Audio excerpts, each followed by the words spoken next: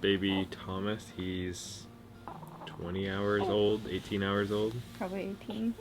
You waking up? So, yeah, I put Laura down to bed last night at like 6:30ish, and by 6:45, my contractions had just like come out of nowhere after they had been stopped for like the entire day. I didn't call the midwife right away. I probably should have, because I thought they were still fake contractions and weren't doing anything.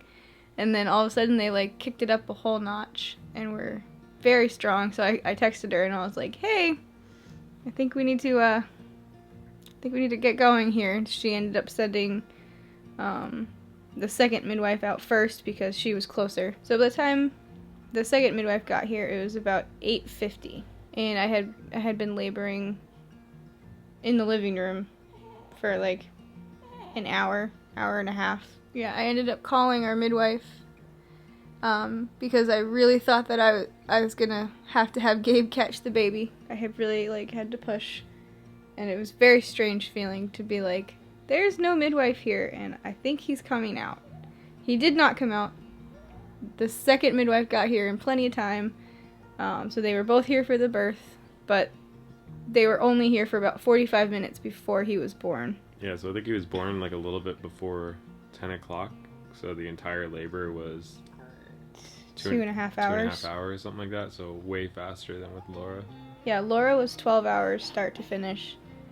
He was about 2 hours, but I had been in like early labor since Wednesday, on and off contractions that must have been definitely dilating.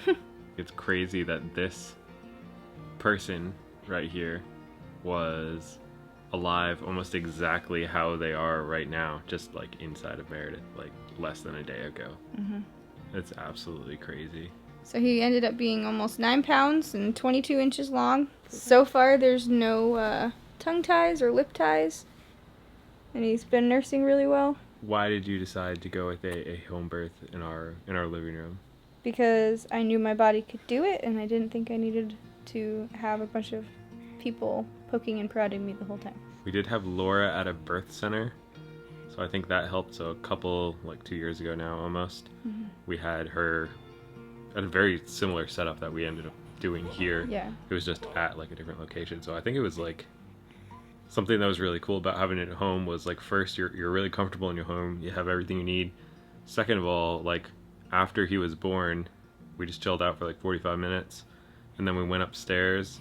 The midwives came up with us, checked everything, helped Meredith a little bit, and then we were in bed by like midnight. Lights out at our own house, able to sleep.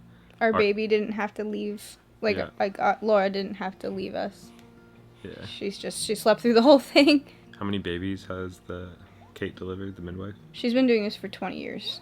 And she has lost one baby that they knew that there was complications with already. So out of that whole time, so I think a lot of people were nervous about like what would happen with the home birth, and it was more risky, but we're actually closer to the hospital at our house than we were at the birth center. Yeah. Even going through the entire process while in labor, right afterwards, we were just like super grateful that we did it. And I think that it was super helpful. Really, so when I was pregnant with Laura, Kate was also pregnant with her baby, and she ended up having her baby 2 months before I had Laura. So she didn't come to my birth, but we had built up a friendship, and it was really nice.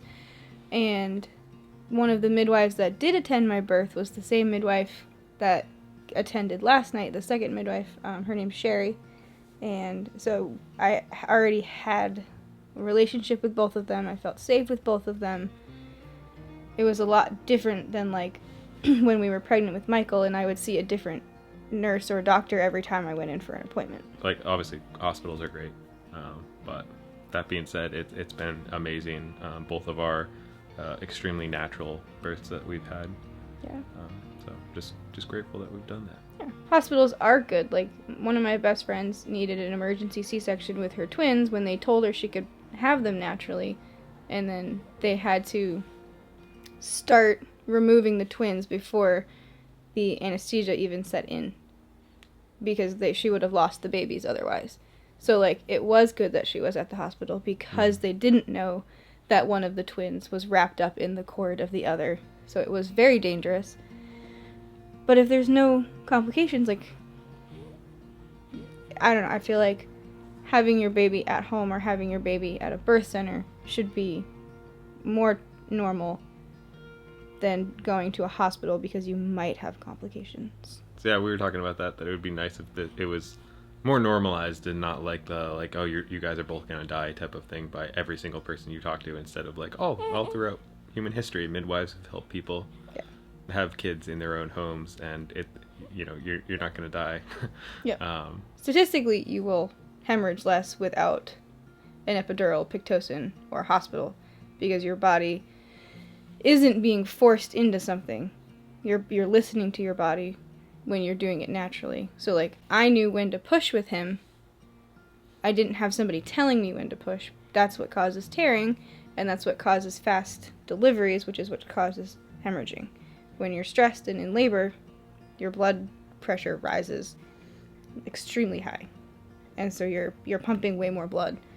And if you're stressed out when you're in labor, you have a higher risk of hemorrhaging because there's more blood in your body. Knew when he was coming out. I knew when he was coming out. With Laura, too, like, I could tell when that push was going to be the push that brought them out, because you can feel their tiny little noggins getting ready to, like, make their way into the world. But also, like, with Laura, more so than him, he was very still during labor. Like, I could feel her body and her head. She would scrunch up with the contraction, and then she'd let herself go. Like, she was working towards coming out. But you just can feel their head moving and, like, stretching, trying to find the right, way to help you. Like, they're trying, like, your baby will help you deliver them. If you have your baby naturally, you can feel it, versus if you have an epidural, you can't feel it.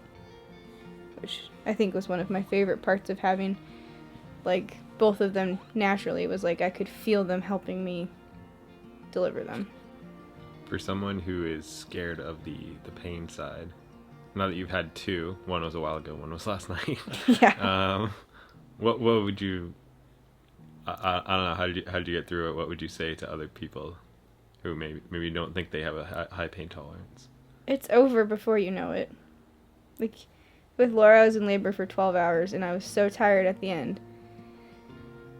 But by literally the second she came out, I was like, so much energy, and I was like, there's a baby here, and I did it. I don't know. I feel like it's way more, I don't want to say rewarding, because you had a baby, whether you had a baby with an epidural or not, that's impressive. You had a baby. For people who think they don't have a high pain tolerance, or, oh, that just sounds scary, I don't want to say I don't understand. I do understand. It is scary. It doesn't feel good. I preferred feeling my kids working with me to not feeling them at all. So, like, that experience of feeling them was worth the pain, you're saying? Mm-hmm. With both of them, I felt them come out, and it was super cool. Feels really weird. Feels like a fish is, like, exiting you, but We'll see you guys. See you guys later. Say bye, Thomas. You good, dude?